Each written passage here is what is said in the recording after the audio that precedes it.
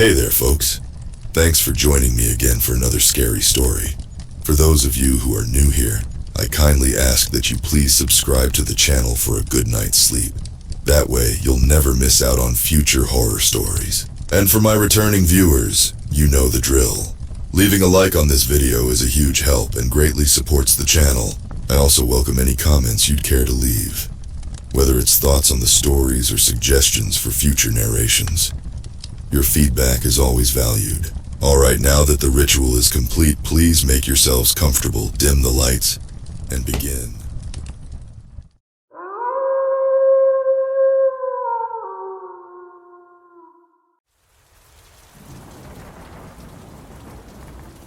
When I was a kid, my mom used to take me to the community pool all the time. She'd spend the afternoon doing water aerobics with the other moms while me and the other kids played in the shallow end.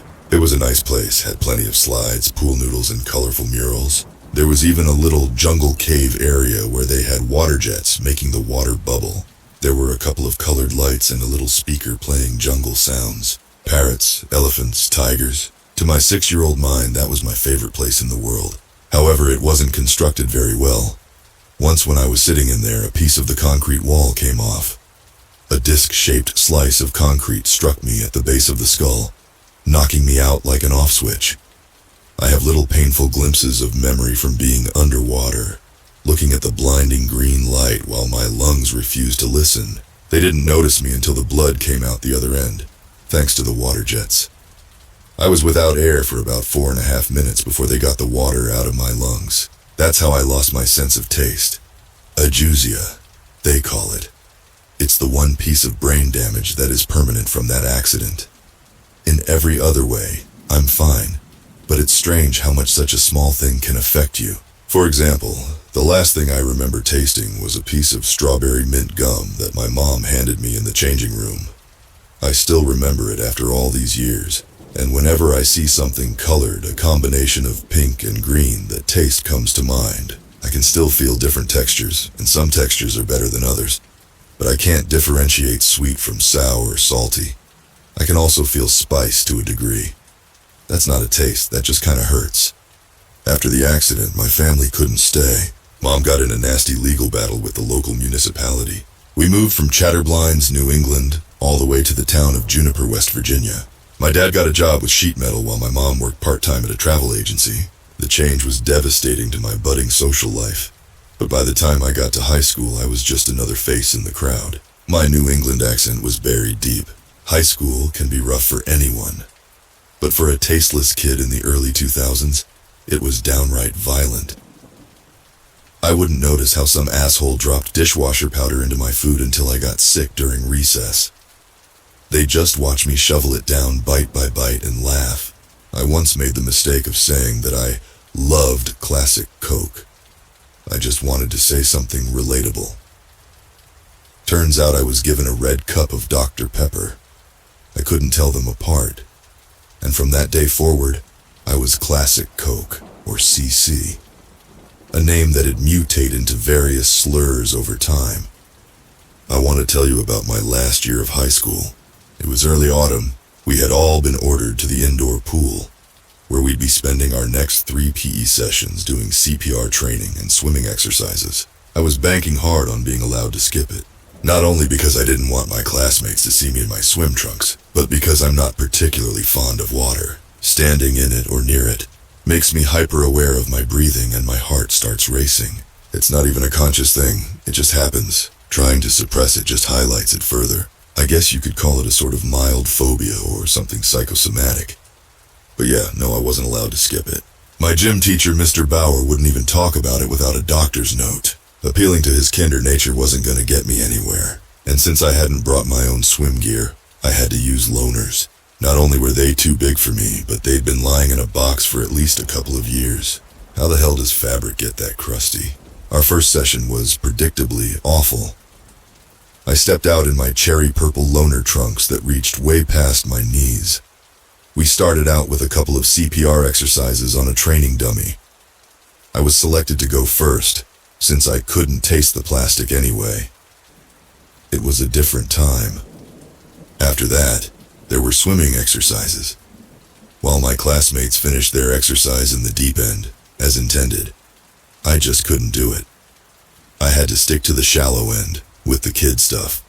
There was even one of those big-mouth Billy Bass toys that got triggered every time I swam past. Every time that jingle started playing, it got a big laugh out of someone. "Take me to the river," the mechanical fish would sing. "Drop me in the water."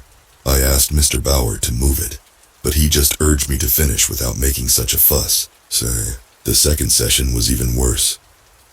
I was forced to swim in the deep end and had some kind of panic attack. I remember this intense sensation of the air not being enough, and my lungs feeling like they just couldn't fill. I screamed for help. Mr. Bauer had to drag me to the shallow end, where I clung to him like a scared cat. I couldn't look at my classmates after that. They, however, invented a couple new nicknames. CC, as it turns out, rhymes with both pee-pee and wee-wee. Someone suggested that I probably was so scared that I pissed myself. I didn't, but that didn't stop them from suggesting that I did. Needless to say, there was no way in hell I'd ever go to that third session. The morning of the third session, I chugged some dish soap and threw up in the bathroom. I couldn't taste it anyway. Might as well have been orange juice. My mom called me in sick, and I got to spend the day at home. I think she figured out I was faking it, but maybe she realized that if I was ready to drink dish soap to get out of something, it might be really bad. Either way, I had a great day. I watched movies, listened to music, and caught up on my comic books. The kind of thing you save for a rainy day. When I got back to class the next day, I was told I had to finish the mandatory third session at a later date. But by the grace of God, the pool was shut down before I got the chance. Turns out there was some kind of groundwater leak thanks to a small geological event. The water was tested positive for parasites. Nothing serious, but something you shouldn't be swimming in. Might get bug bites. This is where things started to take a strange turn. A few of my classmates were taken in by the police for breaking into the pool area at night. No one really thought too much about it since it was just kids being kids. But I could see something was up. They weren't looking for a place to party. They had the Masterson's house for that. One of the rich kids whose dad was out of town 6 days a week. So I started paying attention to the whispers in the halls. There was nothing outright wrong, but I'd pick up little bits and bobs that hinted at something going down. There were these two kids in the basketball team that I picked up a couple of whispers from outside the gym. "You going to see her?" one of them whispered. "First chance I get," he laughed back. "Can't wait. They're going to be watching the place." "Just people going in and out," another responded. "They won't notice if we go in by day and stay the night." My classmates started to behave. This might not seem like such a big deal, but they were paying attention in class, answering questions, and then retreating to the dark corners of the school to plot and whisper.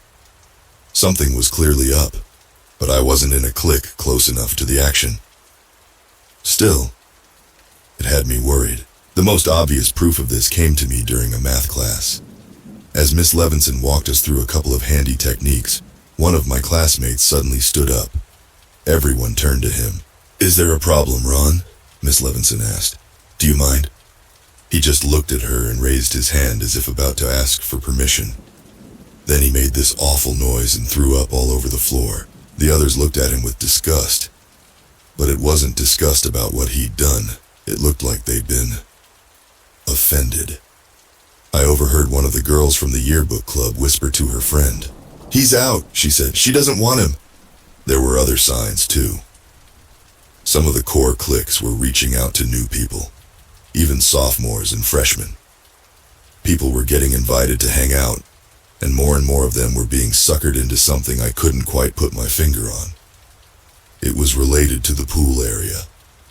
Whatever it was going down there. That much was clear. The final nail in the coffin for me was in the locker room ahead of basketball practice. One of the guys, Morris, took out what looked like a metal snuff box. It was full of this dark purple-like powder. He licked his thumb, dipped it, and ran it across his tongue. One of his buddies turned to him, astonished. They spoke in low voices. "That shit works?" "It's like I can hear her, man. It's like she's there." wanted to ask them about it, but I couldn't bring myself to do it. If they wanted me in on it, they'd have reached out to me already. I'd see them bring these strange things to put in their lockers. One guy brought a bag of fertilizer. Another had a couple of sleeping bags. Some of the girls brought frogs from a nearby pond, and flowers. A lot of flowers. Tulips, petunias, violets. Even some novelty blue sunflowers from the train station gift shop. They'd stuff away entire bouquets into their lockers, and the next day, they'd be gone. They were bringing things in, but nothing was going out. So where was it going? I wanted to check the pool out for myself, but I didn't get the chance. Teachers were keeping an eye on the place during the day, and there were cops going by at night. So while students were clearly getting in, somehow I wasn't in the loop about how. This all happened really fast. A couple of weeks at most. Some people had changed rather radically. For example, there was this guy named Everett. He'd been an absolute pain in the ass for the people in his class, and all of a sudden he was a model student. He even addressed his teachers as sir and ma'am. It got to the point where people suspected trouble at home, but there was nothing of the sort. He'd just changed. And while others weren't sure as to how or why, I had a sneaking suspicion that it had to do with that closed-off pool. There were too many things congregating in that one area for it to be a coincidence, and I knew for a fact that Everett was one of the people that had been invited early on. Finally, I bit the bullet. Once after class, I walked up to some of the more sympathetic girls in the yearbook class. They looked at me like I was an alien. "Hey," I said, "are any of you heading to the pool?" "It's closed. Don't you know that?" One of them snapped back. "Yeah, but..." I looked around, making sure no one overheard us. "I know some people go there anyway. You do that, right? Why'd you even want to go? Aren't you, like, scared of water?" "I just want to see what's up. Everyone's going, right?" "Yeah, no," she smiled. "Not everyone. Not you, for example." So much for being some of the more sympathetic people in class. Some of the others stayed late after class under the guise of catching up. Teachers allowed it and even encouraged it. I figured they used that excuse to sneak into the pool, but I had no way of knowing for sure. I couldn't make up a good excuse to stay late myself since I was ahead in most classes, so I had to do the opposite, end up in detention. So I cheated on a quiz, copying the answers from my desk mate. I didn't even try to hide it. School looks different in the dark. Eerie. The corridors look longer, and the lack of people buzzing about makes every footstep echo. When I was done with my detention, I managed to sneak off to see if I could find the others. Going past the pool, I could tell the door was locked. There was a warning tape on the front, unbroken. They hadn't gotten in that way. As I was skulking about, I turned to see a figure at the end of the hall. The ex-menace, Everett. He walked up to me, looking me up and down with a curious frown. "What you up to?" he asked. "I want to see what you guys are doing," I said. "You're in there, right?" "You sure?" "I don't know, I'm just curious." "Yeah, but you gotta be sure," he insisted. "Once you're in, you're in." "How can I be sure if I don't—" "I'm asking you, Cece." He sighed. "If you're sure, and you don't sound very sure to me." We just looked at one another for a while. He was taking this seriously and was asking me to do the same. I obliged. "Yeah," I nodded, "I'm sure." He took me to the janitor's closet and onward through a floor hatch. There was an old maintenance hall that handled the water flow from most of the school, and the pipes ran back out through the pool area. The space was so thin I had to walk sideways to get through, but at the end of it was this locker-sized door that leads straight into the pool area. Stepping out, I didn't know what to say. The plastic cover of the pool was gone, leaving the water open. They'd covered most of the bottom of the pool in dirt, and there were flowers littered all over the water. The water itself had taken on a sort of purple tint. There were electric lanterns lining the edge of the pool, and about 24 students chatting, swimming, and playing. A couple were in the back, making out. Everett grabbed my arm. The others looked up at me, some curious, most of them confused. "First off, you gotta take a dip," he said. "That's step one. You just gotta strip down." "I'm not gonna..." "You said you were sure. This is you showing me you're sure. Strip." So I did. I'd just gotten my last sock off when one of the guys from the basketball team grabbed my other arm. The onlookers cheered as I was dragged to the pool. "We got a new one!" They laughed. Throw him in! She's gonna love you, another cheered. Hurry up already! Deep diving into bacteria-infected waters withstanding, I wasn't eager to go head first into the deep end. I asked them to slow down and hear me out, but it fell on deaf ears. Seconds later, I was pushed in, a moment of perfect silence. Then I broke through the surface. Flower petals stuck to me, and I could feel the grains of dirt scrub against my skin. The water was dark that I could barely see my own hands beneath the surface. The others were gathering around to watch, giggling eagerly. Something brushed against my leg. I came up, gasping for air. I swam towards the shallow end, shoving petals and debris aside. Everyone just waited and watched. Here she comes, the girl from the yearbook club grinned. You think she's gonna like him? I didn't see anything or anyone as I continued to the shallow end. The moment my feet touched the dirt, there was a sound. A strange, mechanical sound. Looking up, I noticed the big-mouthed billy bass fish swinging its tail back and forth at the end of the pool. Something had triggered it. There was movement, something dredging up grime. Take me to the river, it sang. Drop me in the water. Bubbles popped, and there was a splash somewhere behind me. As I turned around, I could see ripples in the water. I could feel the waves move as something pushed its way forward. My heart raced as I looked at all the smiling faces. What were they happy about? What was this? Then something grabbed my leg. It was so unexpected. I barely had the time to gulp for air as something pulled me beneath the surface. I only caught a glimpse of it, a long, worm-like body moving out of view. Every segment as thick as my arm and wide as my torso. I burst through the surface and beelined for the edge of the pool. They weren't letting me out. I told you he couldn't do it, someone yelled. He's gonna fuck it all up. Kick him back, he needs to stay in longer! What's wrong with him? They kicked at me, pushing me back down. No matter where I looked, there was someone there to fight me. I could feel hands, at least 4. Some grabbing at me, others just exploring me, touching my hair, poking my spine, tickling my feet. A worm-like body brushed against my back as it squirmed past me. Then it grabbed my feet, pulling me under again. It had been swimming around me, clearing out the grime of the water. It pulled me to the bottom of the pool, making my ears pop. The thing was at least 25 to 30 feet long. It had a slight purple color, which seemed to affect the water around it as it moved. It had bent itself in a sort of C shape, where the bottom half had me grabbed and the top half faced me. It had no head.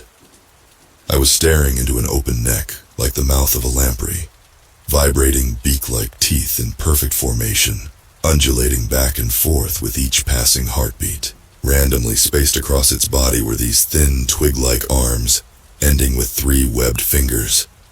These were what had me grabbed. I couldn't breathe. I couldn't think. Every bone in my body wanted to fight my way out. I was convinced these people had thrown me in to be eaten. A sacrifice to whatever the hell this was supposed to be. Was this her? The one they'd been referring to? It had to be. There were vibrations coming from it. I could feel them. But the more I listened, I slowly came to realize that it wasn't just vibrations. They were sounds, a voice. I clawed my way to the surface, kicking and screaming. It let me go. I breached the surface, screaming for help, crying, begging for it. Again they laughed. Some seemed genuinely confused. I waded towards the shallow end, watching the segmented body wriggle just under the surface. The others gathered around the edges of the pool, ready to kick me back in. Turning back towards the thing, it suddenly rose out of the water like an angered cobra. Closing in at alarming speed, it came up to me, face to face. Damn, someone muttered, you just can't, you know? Fucking gorgeous. Not even one of them reacted as I thought they would. They were praising it, complimenting it, speaking about it like it was the most beautiful thing in the world. The guys were drooling, and the girls were awestruck. They all gathered around to see what I'd do. It closed in on me. 6 little twig-like hands touched my arms, then my chest, feeling my pounding heart. Carefully, it descended under the surface again. This time it gently pushed on my head, just enough for my ears to go under the water, while keeping my mouth above the surface. I could breathe. It was speaking. I could hear it in the vibrations. "Listen," it repeated. "Listen, please." It was the most surreal moment of my life, lying there belly up in front of a spellbound crowd, like a nightmare I'd never had, feeling the poking and prodding fingers across my back, my thighs, and my arms. "You don't see me?" it asked. Yes, I said. "I see you." "You see other me," it rumbled back. "Not me." The segmented body bumped against me as it moved under, then beyond. The vibrations were clear, but a little more distant. "You're not affected," it continued. "You are faulty. I don't understand. I can't live on your tongue," it vibrated. "I can't help you." I lay there for at least 10 minutes just, feeling the vibrations. The others relaxed. Some even jumped in with me, seemingly unafraid. There was no word for this thing. It was just her. It didn't want a name. It didn't need one. She was frustrated. She seemed to have a strange effect on the others that just didn't work on me. I didn't understand why, and it didn't either. That is, until I explained my lack of taste. See, a human tongue has thousands of taste receptors, allowing us to translate complex sensations for our minds to register. Apparently, this is the way she could affect others, by having them taste her. I was told a story. There was a cave with hundreds of kin. In the dark, all you could use to find and discern others was taste and vibration, which was all it could utilize. Then, there had been pressure coming from beneath, a breach, pressing dozens of kin to strange, lonely waters. There, she had looked for others, only to find herself sucked into a pipe. She'd been stuck in there for days, wriggling around, listening to us, other living beings, learning, adapting. She managed to make her way into the pool, which had been closed by then. The water was bad, but not anywhere near what she was used to. Chlorine was common in her home. It wasn't until a couple of students broke in to swim that she realized the effect she could have on us. The substance she used to communicate with others of her kin were intoxicating to humans, making us experience a dreamlike high, and more. But without taste, I couldn't translate that sensation. All I could do was listen. By the time I stood up, I looked to the others around the pool. They spoke in unison. "She lives in us," they said. "We listen." They stretched their arms out, ready to pull me in. I couldn't see her the way they did, but I was still a part of this. I was in on the secret.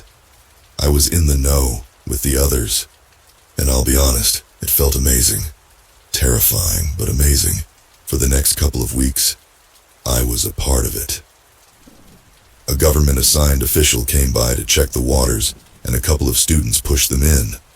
Once in, they were as infatuated by her as everyone else. They were eager and willing to lie to keep the secret, shutting the pool down for the foreseeable future. I talked a lot about her with the others. To them, she was this gorgeous, otherworldly human woman, like a fairy tale siren or mermaid. They couldn't put her into words. It was just this thing that she was. I tried explaining how I saw her, but they couldn't grasp the idea. In a way, they found it offensive. It was about a week before Christmas when I saw Ron coming down the corridor, the guy who'd stood up and vomited in class. I asked the girl from the yearbook club about him, seeing if she knew what that was about. "If you're not worthy, she hurts you," she said. "She kicks you out. That's how she does it." "By making you ill?" "By pushing out everything she's given you," she corrected. "It just looks nasty is all." It all started to make sense. The purple powder I'd seen the basketball players with was just from the pool water. Tasting it would give them a bit of a leftover high, like swimming with her, and swimming with her they did. I usually stayed out, but on nights where I came to see her, the others would flock into the water. The massive worm would wriggle between them, brushing against them as it went. People would laugh and play, hugging her and each other. It was like watching a human snake pit, with that one thing moving between them. At first, I loved it. I loved being a part of it. But I wasn't. Not really. It started with Everett. I noticed lines. Long, thin lines along his arms, like the segments of a worm. His gums were looking a bit purple, and his eyes were red. You could barely tell at a glance. But if you spent some time with him, it was obvious. I'd see it in the others. Someone had grown extra teeth. Another one had their nose shrunk. One of the girls had her fingers grow another 3 inches. Everett eventually stopped coming to class. He'd just sit by the pool all day. His hair had fallen out, along with his nails and teeth. He'd grown a new set and didn't need his old ones. They'd started to feed her. Mostly fish, but she didn't shy away from raw meat. She'd just suck it into her gullet. I'd watch the teeth chomp down in a circular motion, grinding the flesh to a mush for her to drink. There was a rumor going around. The remaining unaffected staff and students were all going to be dragged into the pool at once. There was going to be an uprising. It wasn't really talked about, it was just sort of felt by those involved. A collective subliminal thought. Not me, though. I was assumed compliant. For now, some brought zip ties and ropes. Others brought knives and tasers, duct tape, plastic bags, power tools. It would be violent, but she was tired of waiting in the dark. She wanted to be out in the open, praised and worshipped, not hidden away like a dirty secret. But this was crossing a line. A creature seeking to survive was one thing, but this was abduction. I wanted to speak out, but I knew the others would silence me. And since I couldn't be influenced, there was only one thing they could do to silence me. To kill me, I had to be careful. The night before the planned attack, I joined her in the pool. Only a handful of others were around at the time. She had grown by then, each segment almost twice as thick as when I'd first seen her, with skin like rubber. I waded out, feeling the water reach my stomach. I felt her. You don't agree? She vibrated. I don't, I admitted. I don't want anyone getting hurt. They are improving, she responded. We are improving. We improve differently, I explained. You're hurting them. There was a brief pause. From every nook and cranny of the room, I saw the other students emerge. Had they been waiting? An ambush. Their eyes looked different, brighter. Your wish differs from mine, she explained. We are different. That's not a bad thing, I said. That's how we... Enemy! There were screams, anger, someone grabbing a hammer, another grabbing a saw, a young girl tearing out chunks of her hair, crying with rage. Everett at the far end of the room kept slamming his hand against his chest, like a gorilla. Enemy, she repeated. This time she knocked me down like a bowling pin. There wasn't the usual careful movement. They were quick and erratic, not afraid to wound me. Some people jumped into the pool, ready to tear me to pieces. There was no way out. This was it. Fight or flight. Dozens of twig arms grabbed at me, dragging me into the deep end of the pool. It was so fast. Forcing my eyes open, all I saw was this gaping, tooth-filled maw coming towards me, teeth moving independent of one another, hungering for me, expelling every breath of air in my lungs. I screamed for it to wait, to listen, to stop, and to think. I pushed all these things I wanted to say into one sound, but it just came out as a scream. I felt the insides of its mouth with my fingertips, trying to hold myself from being swallowed whole. As a tooth brushed against my scalp, I felt it piercing my skin, and it stopped, much the same way we were affected by her. She was also affected by us. At the taste of my blood, she seemed to understand. She tasted my fear, my desperation. Pausing, she released me. I clawed my way to the surface, feeling hot blood pour down my face. Forcing air into my lungs, I could see I was surrounded. Even more students, and some faculty, had gathered around the pool. She rose out of the water, her body at least 3 feet longer than when I had first seen her. The others spoke in unison, not even minding the sea serpent. I understand, they all said. I will bargain. I didn't have a choice but to agree. I was given a simple task, and in return, She'd go away. She'd return things to normal. All I had to do was borrow my dad's car and do an errand. It seemed so simple. I was to drive Everett east to the ocean. Nothing else, just drive Everett. The following day, I got up early. I took my dad's keys, got in the car, and backed out. I made my way across town and picked up Everett. He was sweating bullets, staining the seat.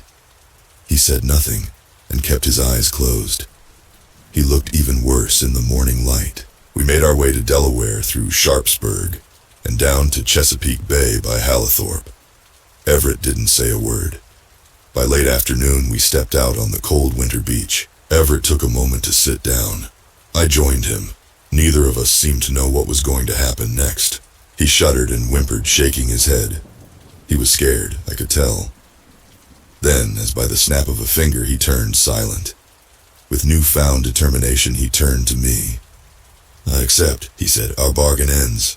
He pushed his hand against my chest, much like she had done in the pool, feeling my heart.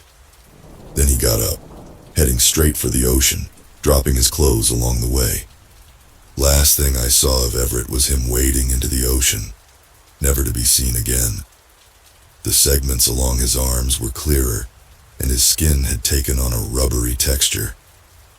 He'd been changing. Back at school, people were getting violently ill, throwing up bucket loads of parasites, much like Ron had done in the middle of class.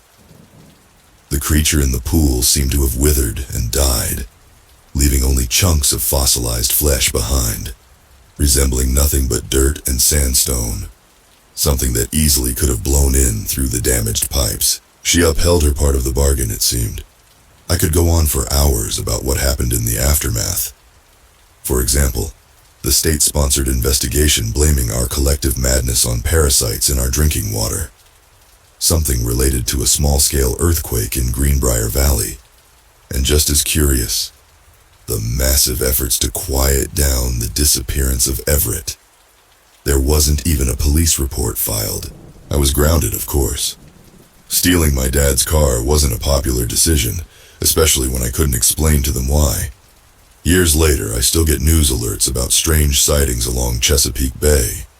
Marine life found shredded. Strange circular wounds on humpback whales. And, as of a couple of months ago, a diver who swore he saw a mermaid.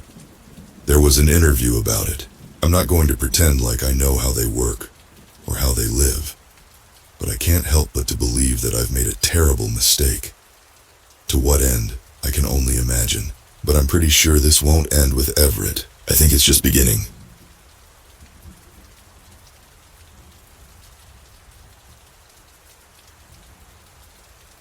My husband, Howard, had been working away for a few days. On his way home, he lost control of his car during a downpour and crashed into another car. He got lucky. The other vehicle wasn't so fortunate, crashing into a transmission tower. The driver was a single mom, her 5-year-old son in the back. Neither survived. As the months went by, Howard was plagued with guilt. I suggested therapy, but he refused. I had to remind him daily that it wasn't his fault. He was a good man, a wonderful husband, and a great father to our 7-year-old son, Oscar. "They haunt me, Sasha," he'd say, his hands shaking. I can only imagine what that kind of experience will do to a person's mind. One of the hardest things was trying to explain to Oscar why Daddy was always sad and didn't want to play games anymore. One night, I was jolted awake by screaming. "She's here, Sasha," Howard cried. "It was just a bad dream," I said, trying to console him. "No," he screamed, pointing to the corner of the room. "She's here. She won't leave me alone." Our bedroom was empty, but I jumped as Oscar made a sudden appearance. "Daddy?" he said, scared. "Come here, buddy," said Howard, holding out his arms.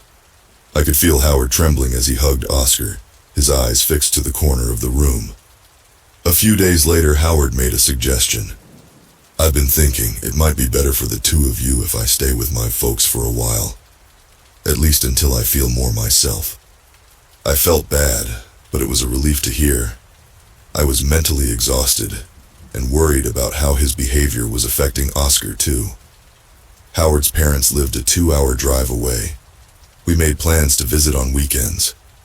Oscar was my shadow for a couple of days, but regular video calls with Dad seemed to relax him.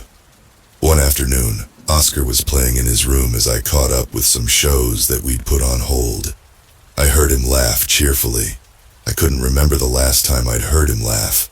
I crept upstairs, my heart filled with warmth. "Do you want to have a go?" I heard him say. At that point, I assumed he'd invited a friend over without my permission, which was against our house rules. I tapped on his bedroom door before pushing it open. "Oscar, who are you talking to?" He was sitting on the floor with his toy cars. There was no one with him. "Hey, where'd you go?" he said, looking around. "Mom, there was a boy here." "Was there?" I asked. Oscar had never exhibited signs of having an imaginary friend before. "Yes, he was crying in the closet, so I invited him to play." That gave me a shiver. Why was he crying? He shrugged. "I don't know, but he stopped when we started playing." The closet door was open, so I peeked inside. There was nothing unusual. We visited Howard that weekend.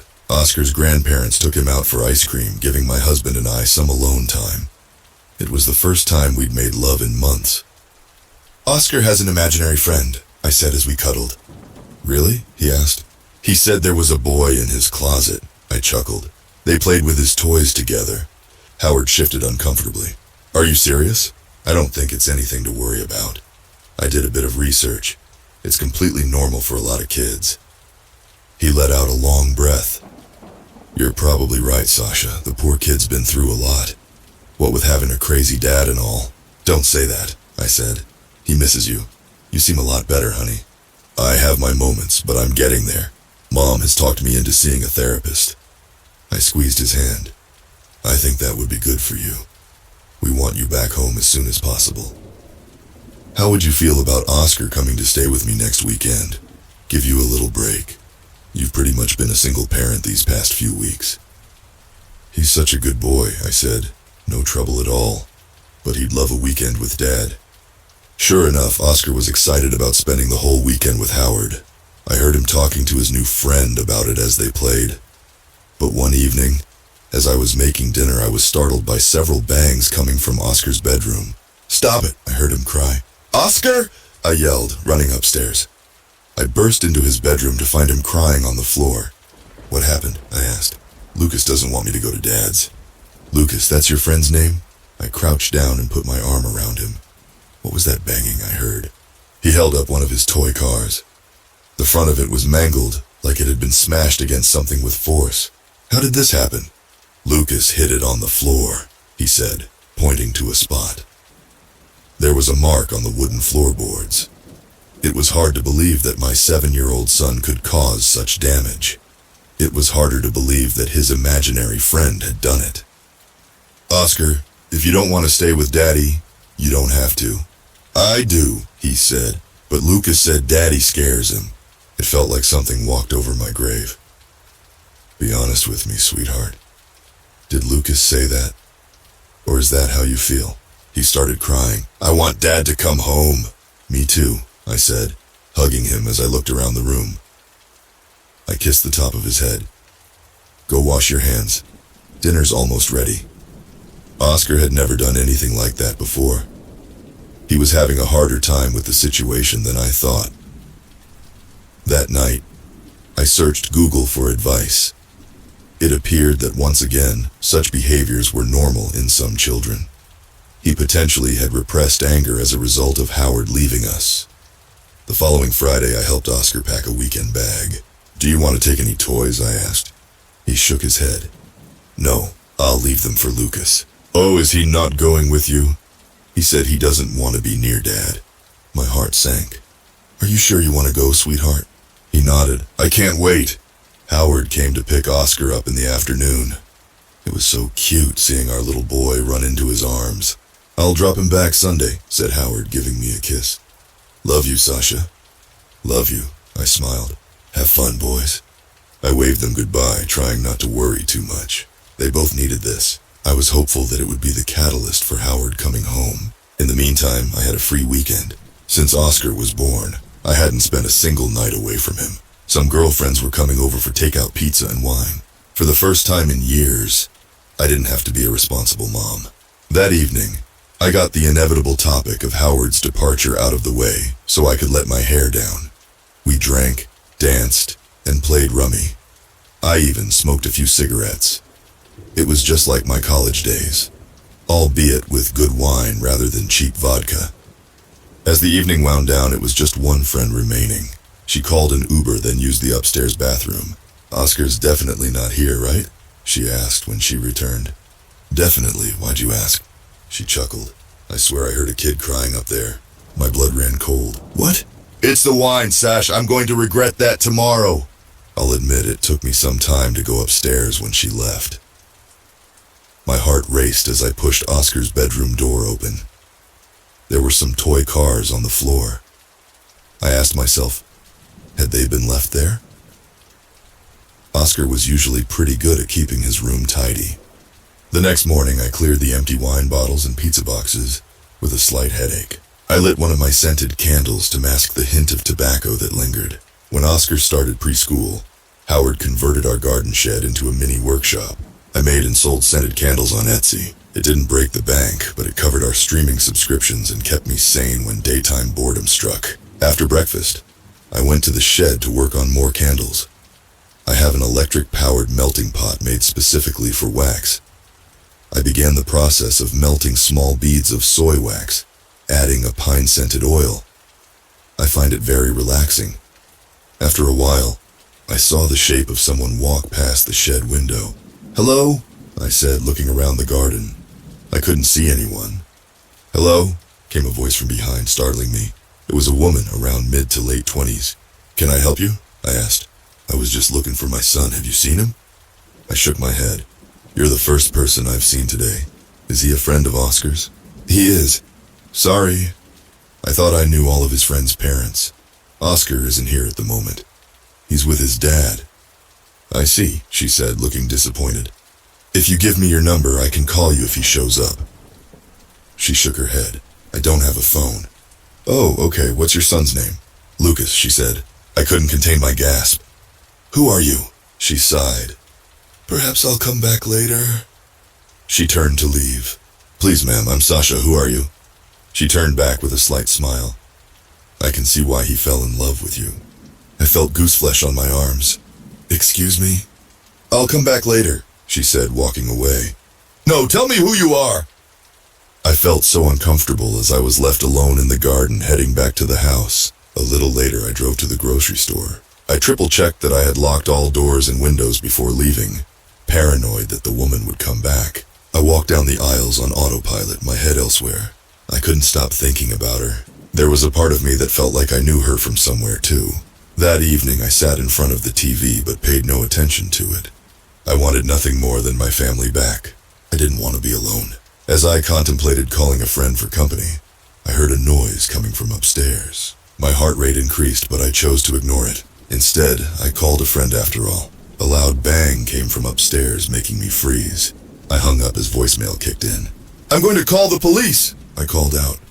My hands shook as I climbed the stairs, clinging to the steel mallet that came with our kitchen knives. I'd never used the damn thing before, but it was a good weapon should I need to protect myself. The sound of a child crying became clearer as I got closer to Oscar's room.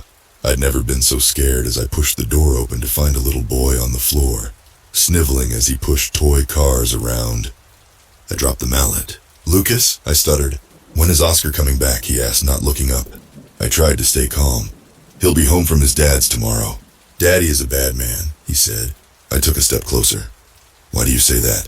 He smashed one of the cars down onto the floorboards, making me flinch. "He did a bad thing," he said. Then he slowly looked up. "Mommy?" "Oh, sweetheart," I said, "I'm not your mommy." "No," came a voice from behind me. "I am." I almost fell down as the woman from earlier passed by me, helping Lucas up. Who are you?" I said. "I think you know Sasha," she said, walking into the open closet. I don't. Get out of my house." "We'll be waiting," she said. With that, the closet door slammed shut. I ran back downstairs, grabbing my phone and keys. I got in my car, struggling to get the keys in the ignition. I drove out of our neighborhood, pulling over after several minutes. It took a while, but eventually, I opened my phone and began a Google search. Imogen and Lucas, mother and son. They tragically died as a result of the car accident.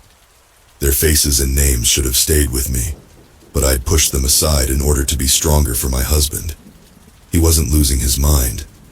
They were haunting us. I drove home and went back up to Oscar's room.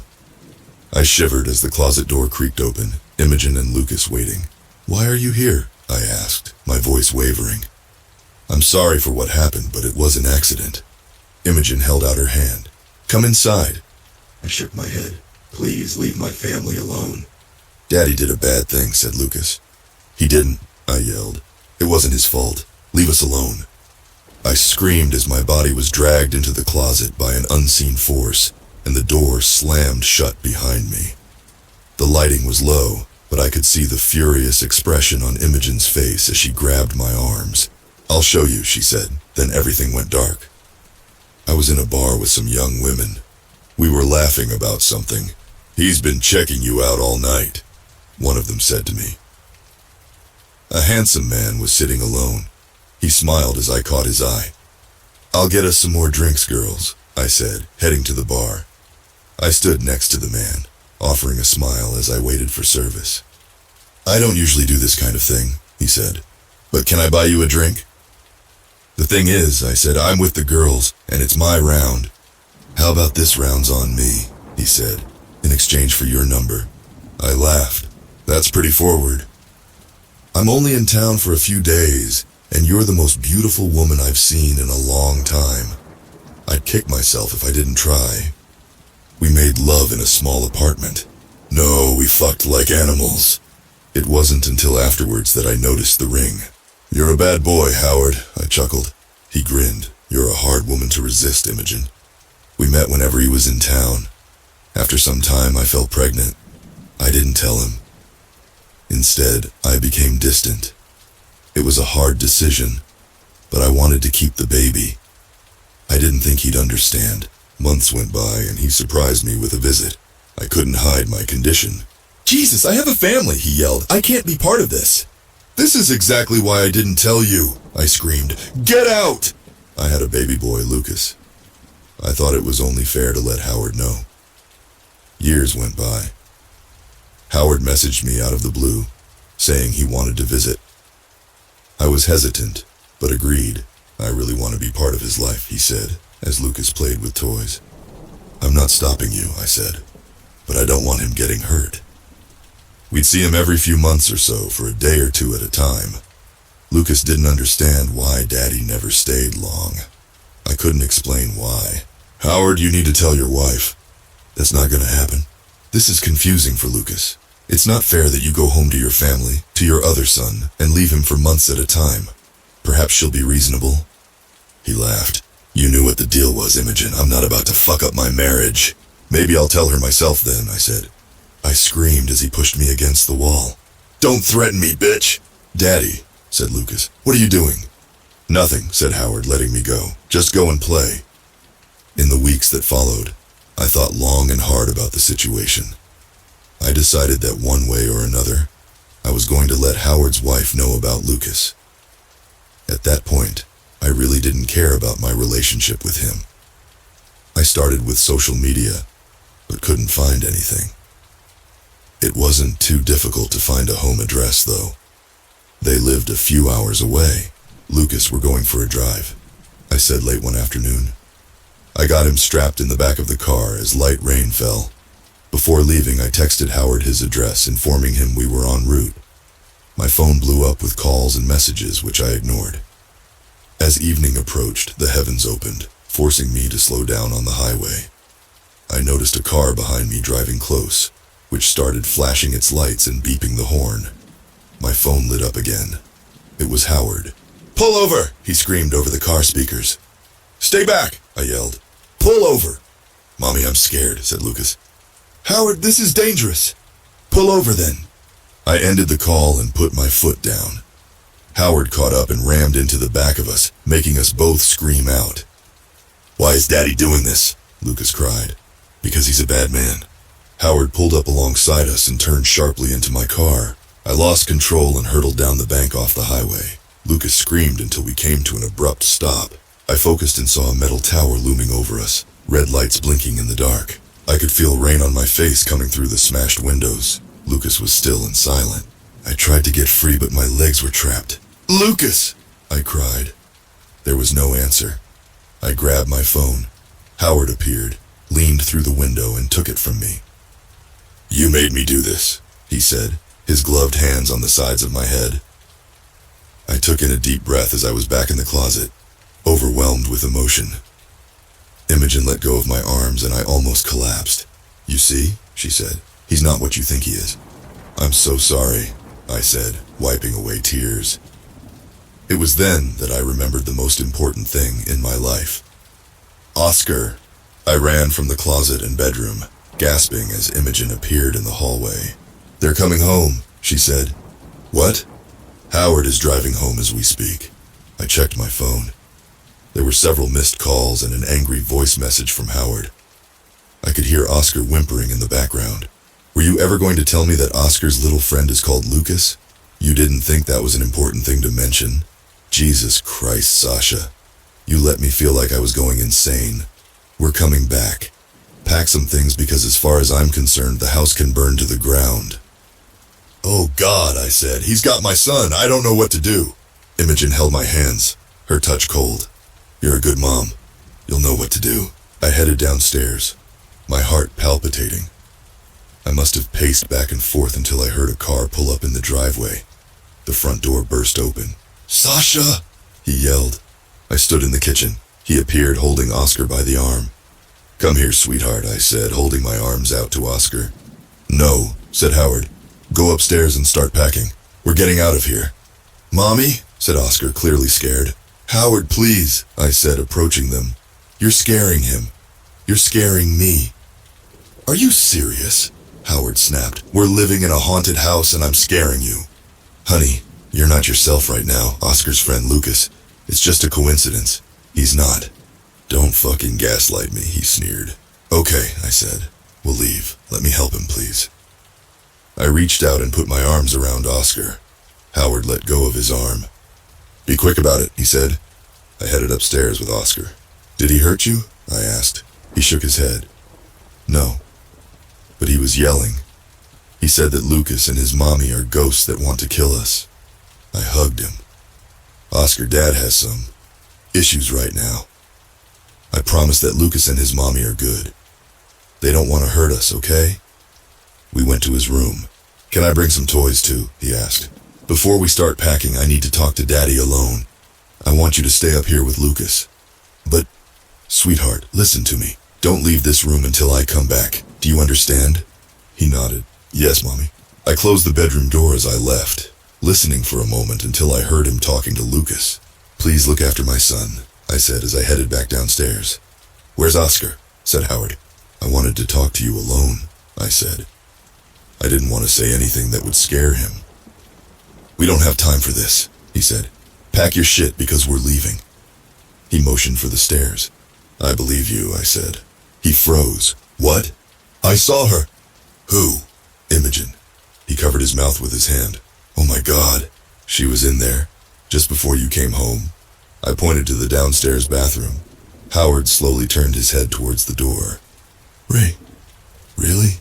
"She's upset. I think it might help if you talk to her." "No," he yelled. "You're out of your goddamn mind." "Please, Howard, she just wants to be at peace." I could see his hands shake as he stomped towards the bathroom. "Peace? Leave us alone if you want peace. Do you hear me? You're not welcome here." I ran and pushed Howard into the bathroom, slamming the door shut behind him. I grabbed a dining chair and wedged the back of it under the door handle as it rattled. "Sasha!" he screamed. "Let me the fuck out of here now!" I called 911, my whole body shaking as he banged on the door, screaming obscenities. "Help!" I yelled down the phone. "My husband is trying to force my son and I to leave our home, and he did something bad, really bad." I screamed as the wooden door splintered down the middle, then continued to split as Howard forced himself into it. The legs of the chair gave way and the door flew open. "Help!" I screamed, dropping my phone. Howard charged at me. I ran out of the patio doors and headed down the dark garden towards the illuminated shed.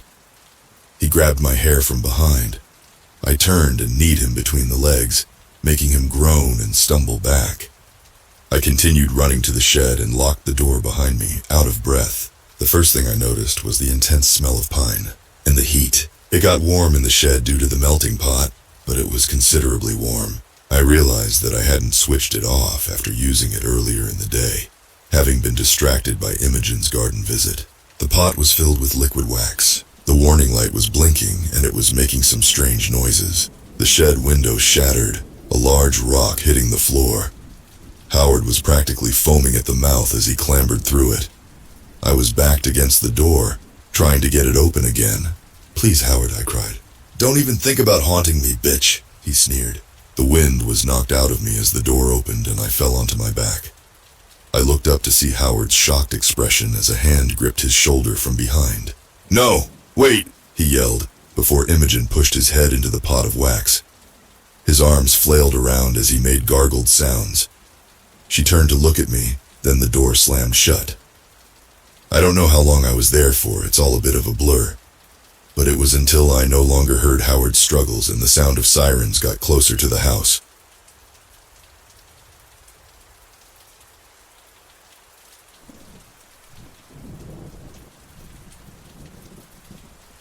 My pregnant wife was admitted to Gimli Hospital in 1999 for a routine induction, and I haven't seen them since. Here's what happened. We came in, a doctor, Dr. Madden, checked my wife and assigned her to a room in the birthing ward. For a while, her labor progressed without problems. Then it stalled. Something about her contractions being weak and dilation stuck at 7 cm. Dr. Madden suggested upping her dose of Pitocin. When I asked what that was, he gave me a look and explained that it's a hormone, the artificial form of oxytocin, which speeds up contractions to help women deliver more quickly and safely. Apparently my wife was getting it already. He just wanted to give her more. She didn't protest. Although, to be fair, she'd generally been receptive to everything since they'd given her the epidural. Before that, she'd been screaming. Dr. Madden asked me if I wanted things to go smoothly.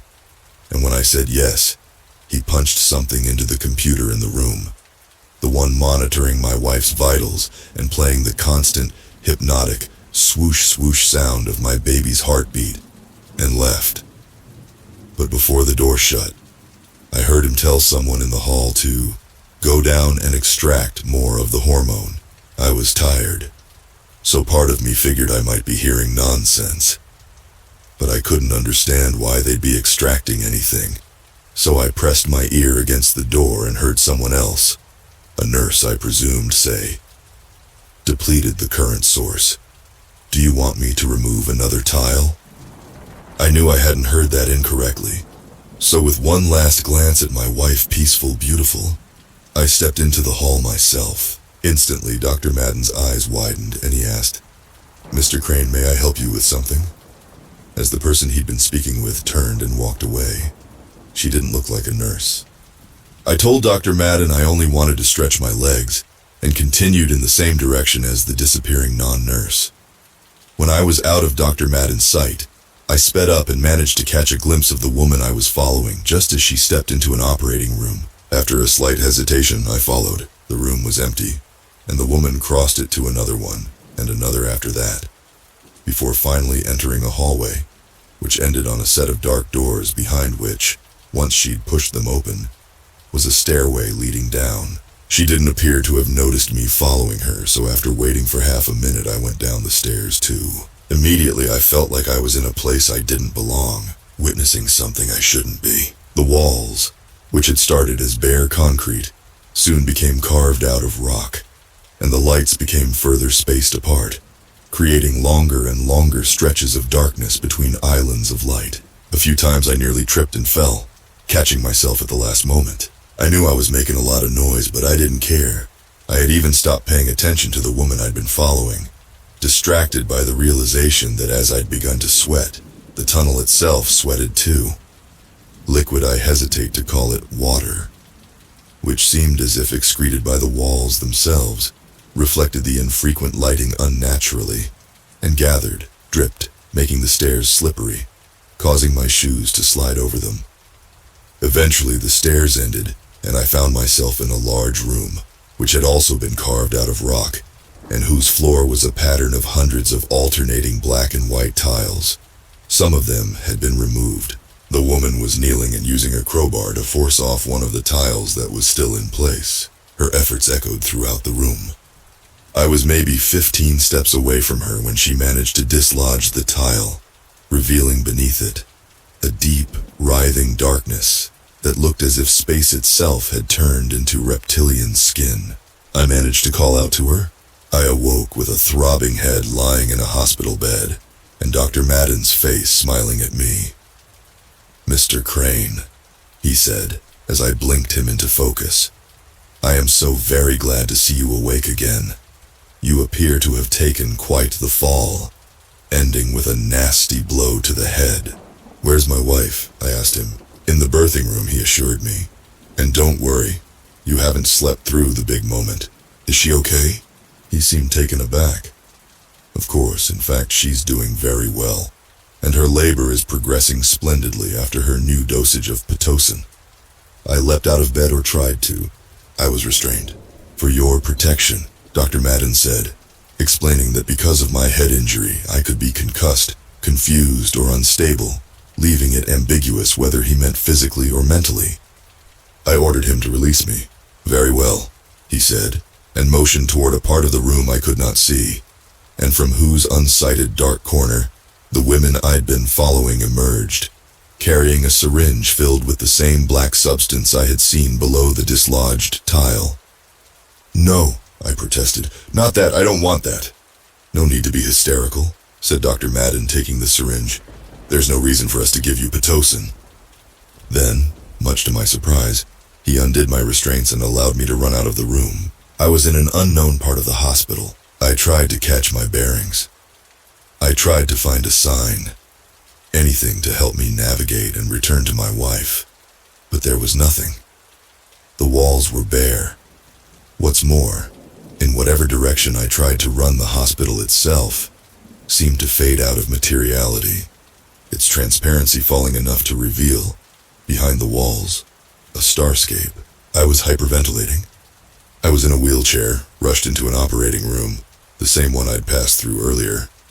But this time it was prepped for a procedure. I was lifted out of the chair and placed on a cold table. Above me there was no ceiling, only stars embedded in writhing reptilian skin which descended.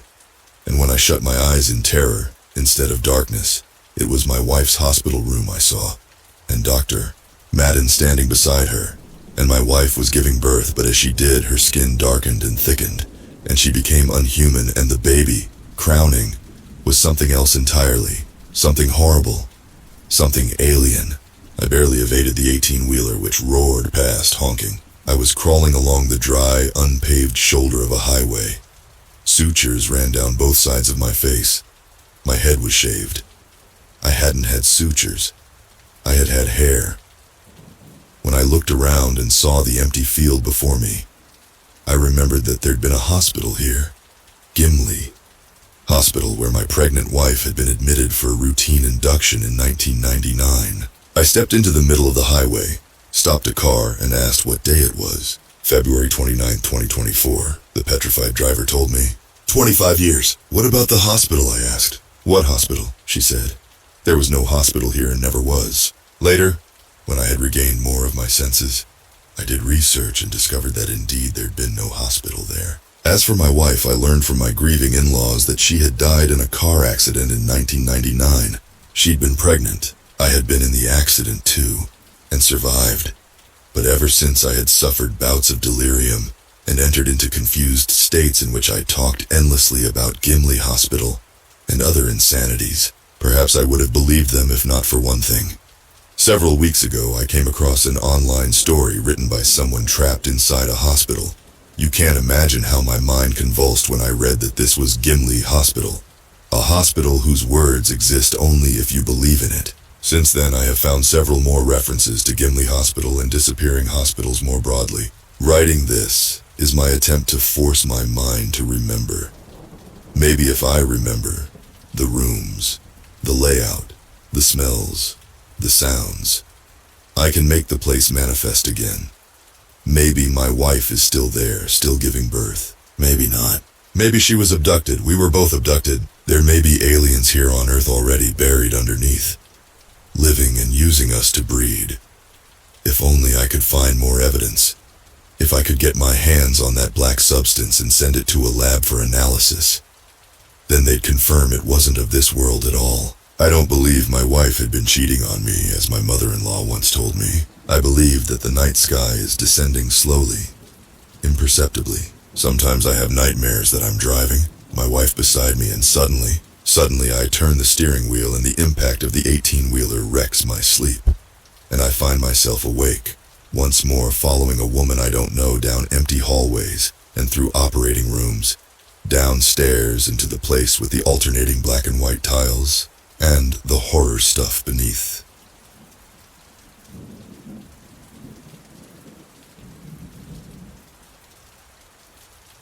When I first noticed that my boyfriend was talking to himself, I didn't think much of it. Even I do it sometimes. I think most people do. He would do it so quietly I can't even say for how long it had been going on. Maybe he had always done it. His lips moved rapidly and his voice was barely a whisper. So, for a while I thought he might be quietly humming. He would look down while doing it, while scrolling his phone, or doing chores around the house. Maybe it was a compulsion, like a tic or even Tourette's, and I was trying to think of the kindest way to bring it up, without it seeming like I was judging him. It all came to a head on Saturday. I was in the living room mindlessly scrolling on my phone while David was in the kitchen making us some food. Suddenly, he ran into the room and stopped at my feet with a wild look in his eye. "Stop it!" He did not scream, but his voice was raised, like he was disciplining an unruly child. I dropped my phone on my face because I wasn't expecting him to bark a command at me like that. "What? What, I'm not doing anything," I snapped back. I had no idea why he was reprimanding me for being on my phone. But his eyes weren't directed at me. He was looking directly behind me at something over my shoulder. I glanced back, but nothing was there.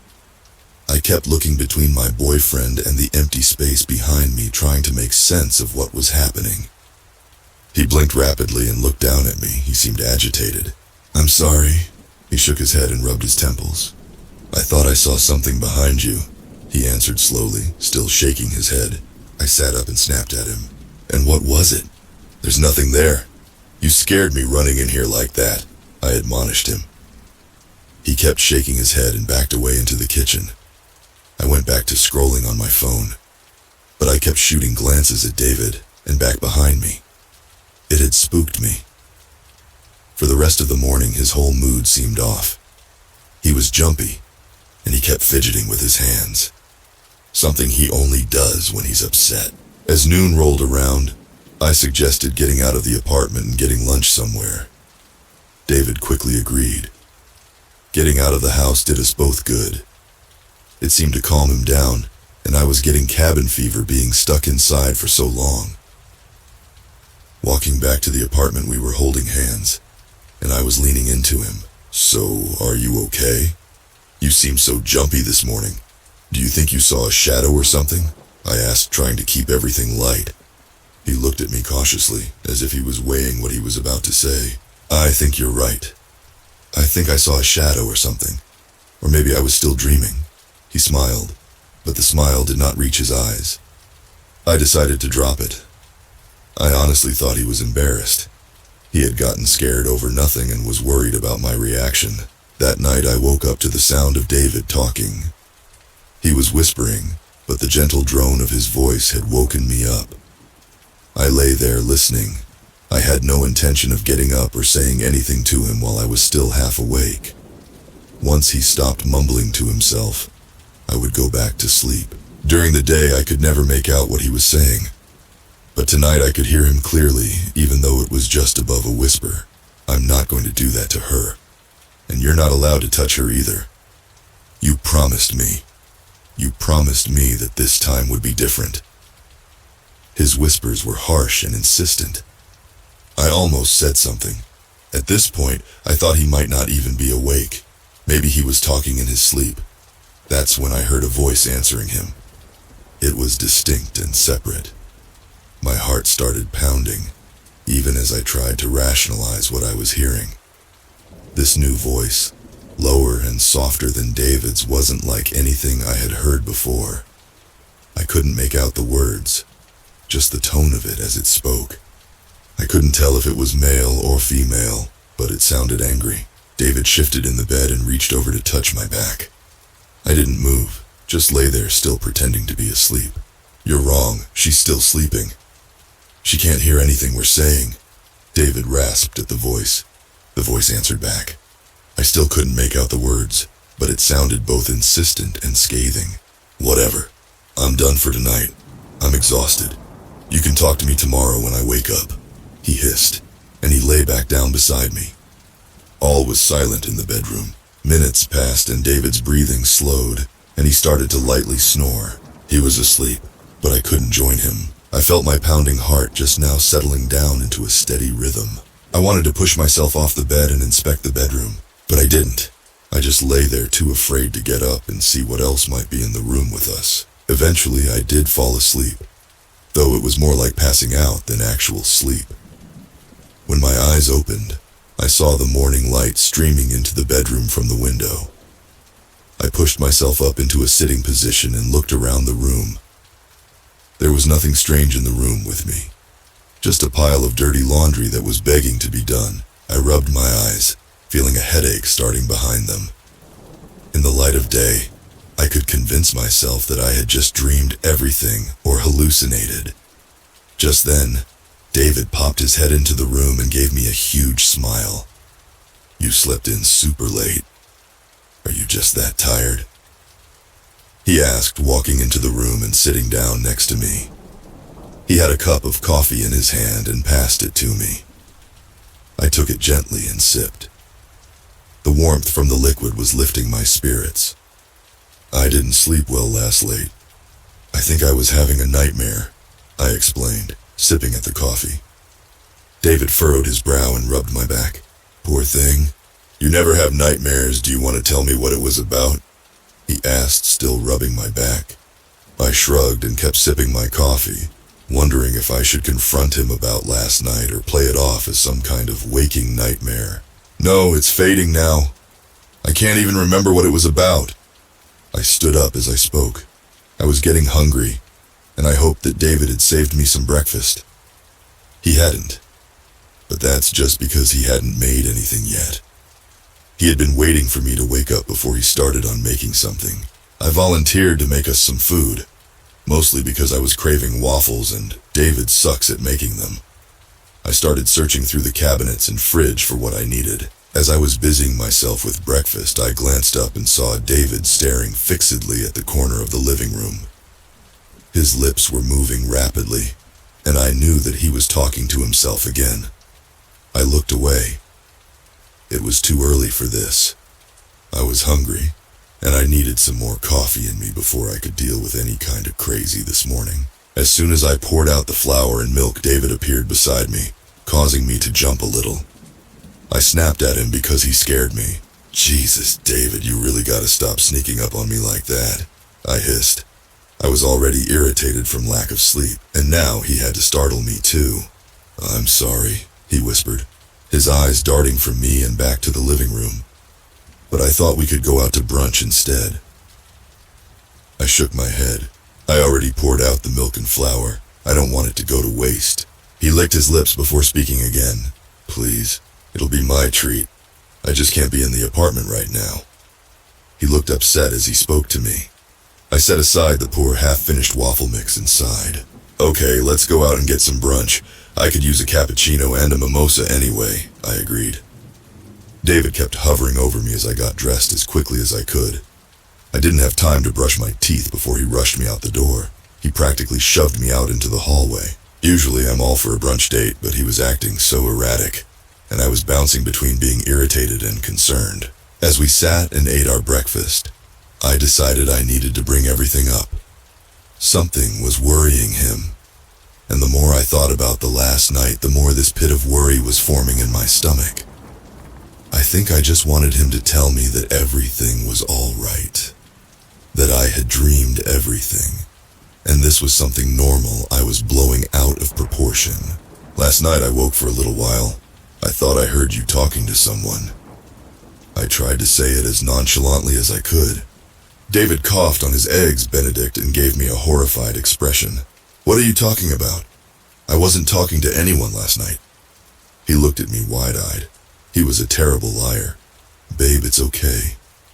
If you were dreaming, or if you have some kind of tic or Tourette's, it's okay. I'm not here judging you. I'm just telling you that I've noticed.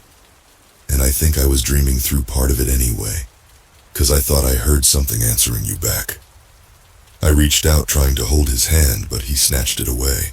You had a nightmare last night. I wasn't talking last night. I was asleep the whole time. He was sweating as he spoke, and his eyes were darting around like he was looking for someone. I sighed and went back to my breakfast. David sat his fork down and was looking everywhere except for me, his breakfast forgotten. I hadn't meant for this to happen. Maybe talking about this in a public setting was too much for him. After we paid the bill, we were walking home when David grabbed my arm and forced me to face him. His eyes had a glassy and panicked look to them. I felt a stab of panic and placed my hand on his chest, feeling his heart pounding. Honey, are you okay? You look like you're getting sick. I moved my hand to his forehead, wanting to take his temperature when he pushed my hand away. I think I should go back to my apartment for today. I think I need to be alone for a while. He stammered, backing away from me. Okay, but if you're sick, if you come back with me, I can take care of you, I pleaded. He shook his head. No. I think I really just need to have some time to myself. He turned and walked away, leaving me staring after him on the sidewalk. Both our apartments were in walking distance, one of the perks of living in a city. He was always at my place so often we practically lived together. It felt unnatural going back home alone. I texted him throughout the day, but I got no answer. I tried calling, but it went to voicemail. Any irritation I felt for him was gone and replaced with pure concern. As the evening wore on, I was preparing to go over to his place to confront him when he finally called me back. David, are you okay? You haven't messaged me back all day. I was getting worried. I was getting ready to come over to your place. I said in a rush. No, don't come over here. It's not safe. He spoke in a low whisper. I almost couldn't hear him. What do you mean it's not safe? Safe for who? You or me? My voice rising in alarm. For you, he sputtered. Why? You're not threatening to hurt me, are you? Or is someone else threatening to hurt me? I was shouting over the phone. This was so out of character for him, I didn't know what to think. We need to break up, he hissed back at me. You need to stay away from me. You need to stay safe. He sounded like he was crying, and with that the call ended. I stared at my phone in disbelief. I know he did not just break up with me over the phone. I called back, then again and again, straight to voicemail. I sent text messages and messages on WhatsApp, but got no reply. I spent the rest of the evening crying, and only fell asleep after I took a sleeping pill just because I knew I needed the rest. Every message I sent to David was ignored. After a few days, I stopped trying. I had gotten the message loud and clear, and I wasn't going to throw myself at someone who wanted to push me away. After a few more days had passed, I started gathering up all the things he had left at my apartment in a box to leave at his place. I cried while doing it. Breaking up was always hard, but I had thought our relationship was going well. Dropping off the box was harder than I had expected. I sent him a text letting him know his stuff was outside his door. At this point, I was certain I was blocked. But in case he wasn't, I wanted to give him a heads up. I lingered outside his door for several minutes. Part of me wanted to knock and see if he was home. Finally, I just turned and walked away. If he wanted to talk to me, he knew where I lived, and he had my number. Come to think of it, I still needed to get my apartment key back from him. That night, I was laying on my couch half watching a movie while I scrolled through my phone. I was deleting all the pictures of me and David. Hello there, Amber. A soft voice purred from somewhere behind me. I gasped and leapt off the couch, clutching my phone to my chest. It sounded like someone was right beside my ear, but there was nothing. My eyes darted to the TV screen. Maybe I had heard it from there, but no one in the movie I was watching was named Amber. My heart was pounding as I tried to rationalize what I had heard. Immediately, I thought of David, and his weird tick, and the voice I had heard that night. I ended up staying awake most of the night. I was scared. I didn't want to be. What I was feeling was irrational, but that didn't mean it wasn't happening. I got up to leave the apartment, but I ended up just sitting back down again. Where was I going to go? It was the middle of the night, and besides a few all-night diners, everything was closed. I didn't relish the thought of sitting on an uncomfortable bar stool sipping coffee waiting till morning. Staying home seemed like the best option. I even thought about messaging David, but I stopped myself. He wasn't going to answer me anyway. I stay on that couch till the first rays of light started to peek through the blinds. I smiled. The sunshine calmed my nerves, and I felt myself finally relaxing and drifting off to an exhausted sleep. As I closed my eyes and curled into the warmth of the sofa, I felt a hand gently pressing onto my back. The hint of claws digging through the fabric of my shirt. "Don't go to sleep yet, Amber. We have so much to talk about," the voice whispered.